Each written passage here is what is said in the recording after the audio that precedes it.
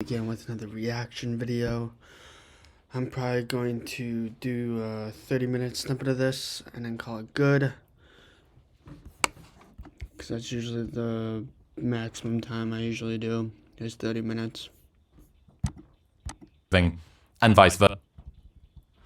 But I guess another insight was I'd had a bunch of conversations about the challenges that men and women face in the modern world, and I realized how rarely pro-male and pro-female activists are prepared to genuinely accept that the other sex may encounter difficulties without measuring it against their own suffering. There is an assumption that any attention paid toward men takes it away from women or some other minority group who is more deserving, and vice versa. It's a zero-sum view of empathy. And obviously, this is not how empathy works. Rather, it indicates just how broken the conversation around men and women is, that care for people who are struggling in life is seen as a fucking finite resource. Women can point to how men don't need to fear sexual assault as much, and men can point to how women don't need to fear Me Too allegations. But men hold more CEO positions, but women are graduating college at higher rates, but there's more male homelessness, but there's more women in sex work. It's like both sides are trying to balance some bizarre simultaneous social justice equation. But how many false allegations are worth a sexual assault? How many female graduates are worth a male CEO? The entire conversation is basically saying, my privilege is more oppressed than your privilege. It's like victimhood masquerading as arithmetic. And it's entirely based on a flawed premise, because the complexity of the truth is inconvenient for both sides. That's the sound of an American oil company hard at work. Want to be a part of it? Listen up. Hello, my name... There is no equating the suffering of one group to another, and perceiving the discussion in this way causes everyone to enter the frame incorrectly as adversaries. Accepting the challenges of one group does not disable attention from being paid to another. And similarly, it shouldn't be the case that a discussion about men's troubles should first be hedged with fucking groveling caveats about how we know that women face a myriad of problems too, lest the position be seen as myopic misogyny. Zero-sum empathy is one of the most boring and narcissistic things that keeps on happening. And it's done over and over again, and it achieves nothing except for pushing both groups apart from each other. And I can't do much for women, but I've got some, I think, pretty reasonable and influential friends that could propel a better conversation around men, and working quite hard to make that happen in whatever way I can. But it's an uphill battle in many ways. Richard taught me this really interesting thing about how when people don't listen to your point, if you've been sort of, campaigning for something for a while, you turn up the volume and the intensity ever more, especially if they say, no, it's not, or you don't feel like it's being welcomed, not only not being heard, but is actively being pushed back. And I can definitely see that temptation, that dynamic going on, that gravitational pull for you to become ever more a firebrand when talking about this sort of stuff. And there's definitely days when I feel a bit more fiery than others. Those are the days I try and stay off Twitter. But I think I'm happy with the job that's been done this year. I think the conversations I've had have been really great, and I hope that they've helped a lot. But still more to be done. Speaking of which, another conversation I've been having a lot, another lesson that I took away was trying to work out why lots of people have a big problem with Ozempic use, widespread Ozempic use. Unsurprisingly, there's been a lot of pushback from the body positivity movement. Headlines that say anorectics. Anorectics, by the way, is the technical class of drugs like Ozempic, but Ozempic is going to move, or the class of drugs of Ozempic are going to move beyond GLP-1 agonists. So you need to learn the word anorectics because that's what they will be at scale. Anyway, headlines say that these drugs confirm society's anti-fat bias, and they claim that a future without fat is a dangerous idea. Basically, that appetite-suppressing drugs are a removal of fat people's identity and a denial of their right to exist. So all the usual stuff. But much more of the pushback online, at least from what I've seen, seems to come from people who aren't fat, but ones that are in shape, which got me thinking about why that might be the case. So why would someone who isn't going to be using a drug be so critical about its introduction? So I came up with a bro science theory using some evolutionary psychology underpinnings. People who have managed to get in shape and stay in shape without pharmaceutical assistance have used some amount of effort and willpower and discipline. And because there are limited, easy ways to lose weight, anyone who's in shape has got status associated with having achieved it. It's a reliable, costly signal. It's a behavior that's so expensive for the sender that it can be used to communicate honest information about them. And now, the introduction of easy ways to get in shape derogates the prestige of this signal. It basically lowers the status of being in shape. It also makes it harder to work out the underlying fitness signals that someone's outer appearance usually indicates. You ask yourself the question, is this person hardworking and reliable and trustworthy and able to master their impulses by using their willpower to not overeat? Or did they just get a prescription for Ozempic? TLDR, fat people should not be worried about Ozempic denying their right to exist, but thin people may be worried about it hiding their fitness signals. And I understand that losing weight doesn't necessarily mean that you're in shape. There's a lot more to having a good-looking body than just not being fat, but it's a big fucking first step, right? To go from being 300 pounds and living on processed food all the time to being 130 pounds and still maybe living on processed food all the time. Visually, the way that you're going to look is wildly different. And I think that there is more threat to people who are in shape from people who shouldn't be able to get in shape without this external assistance, being able to access that same level of body type or similar level of body type just by taking a drug. And I think that that is one of the reasons that people are I mean, there's lots of reasons, right? People have got, was it called Fen-Phen, this drug from the 90s I learned about when I spoke to Johan Hari earlier this year. Sometimes I think it's coming from a good place, which is there isn't a free lunch and there has to be some sort of side effects to these and so on and so forth. Try imagining a place where it's always safe and warm. Come in, she said, I'll give you shelter from the storm.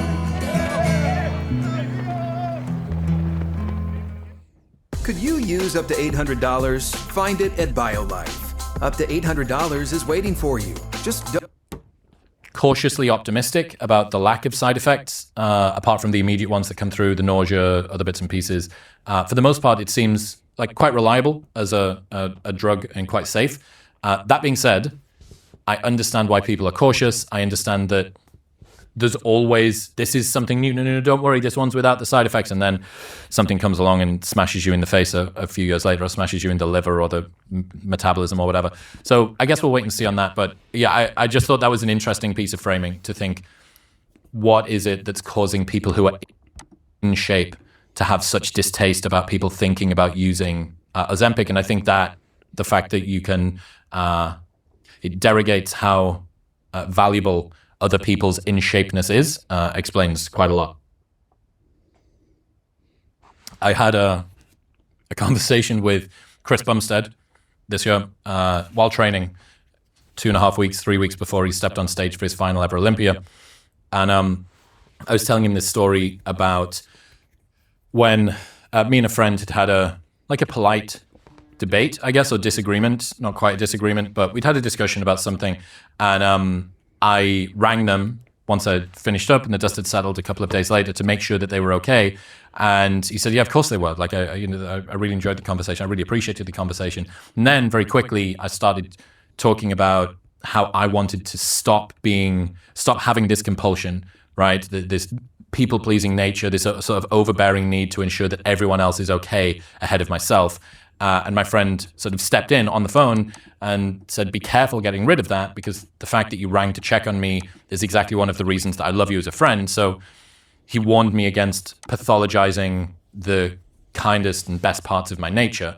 And I started explaining this to Chris Bumstead, the difference between choosing to do a virtuous act and being compelled to do it by your nature. And in some ways, him saying, don't pathologize the kindest parts of your nature, I didn't choose to check in on this guy. I had to. And it asks the question, is it virtuous to do a thing, a good thing, if you didn't have any other choice other than to do the good thing? Well, the impact was good and positive, so kind of, but there's something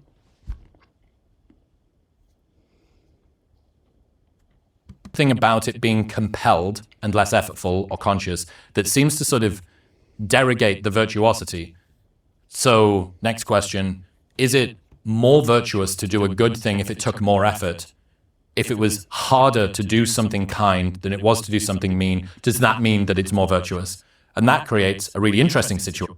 I would say yes, because virtuous comes from kindness, caringness, and just understanding that you are going to get to the end of the line, as long as the end of the line requires you to be kinder to who you were yesterday and be more realistic with who you are today. Because we all have great dreams, we all have goals, we all have milestones, but whatever these so-called milestones and dreams, it can all end within a matter of moments. If your nature compels you to do something good, is it more virtuous to purposefully deprogram that I would say yes, because then you get the positive feedback loop of doing something good, doing something better, doing something good, doing something better.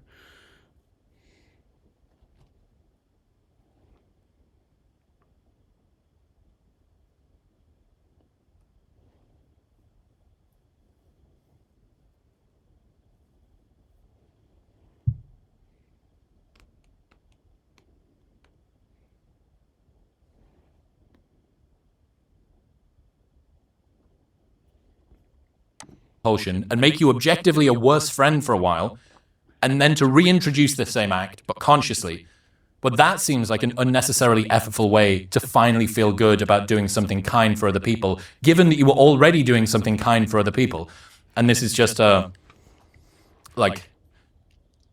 interesting debate about where actions come from and how much pride we should take and how much praise we should receive from doing things, even if it largely came out of a compulsion. That being said, what did I say on last year's end of year lessons review, which was focus on outcomes, not on inputs? And this is turning the...